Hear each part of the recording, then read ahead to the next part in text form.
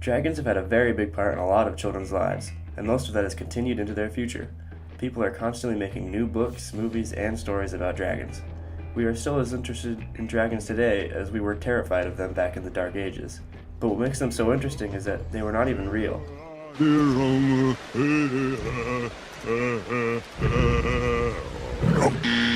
And yet, civilizations around the globe that did not yet have contact with each other created these myths and legends at the same time about the same creature.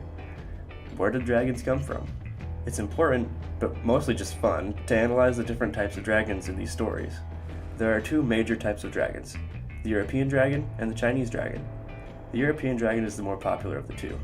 These are the ones that breathe fire and have giant wings. Stories about the European dragon typically consist of them guarding gold and treasure or terrorizing a village. A lot of times there's a princess involved somehow.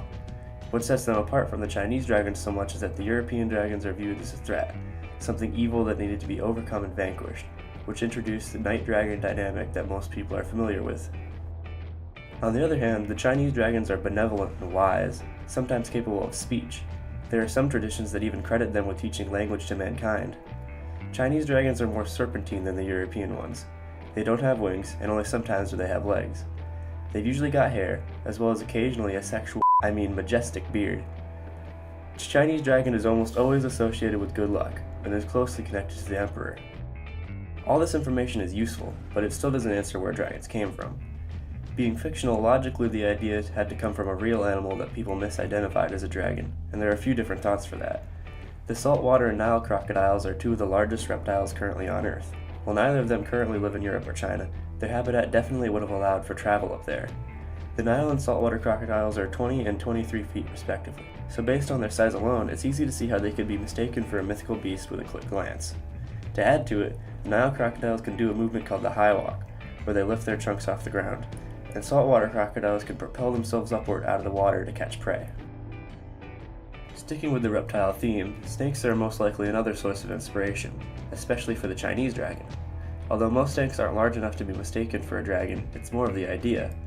A theory by anthropologist David E. Jones says that monkeys, dogs, as well as humans are instinctively afraid of snakes, as well as other large predators. That fear, embedded into the human consciousness, could be responsible for creating the dragon myth all around the globe.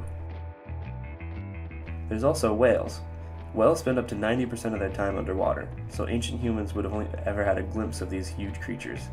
And if the skeleton of a whale ever washed ashore, it would have caused a lot of puzzlement. Adding to this theory, the Book of Job described the Leviathan as a dragon in great detail.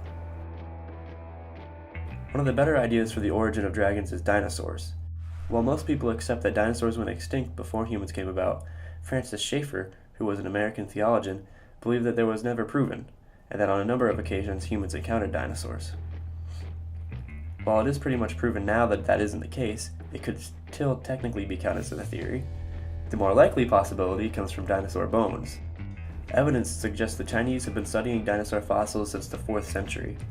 Long ago, Chinese construction workers slowly uncovered the bones of the Qijiang Long, which is a fancy word for dragon from Qijiang. Ancient humans digging up these bones would have been looking for an explanation for this massive creature, and thus the dragon could have been born. All of these theories combined could, in some way, be responsible for the creation of dragons. But in the end, we're never going to really know how they came about. We'll just be left with all these fantastic legends and stories, ranging from St. George and the Dragon to Dragonheart and everything in between. Dragons are just a normal part of life now. Well, for some people anyway.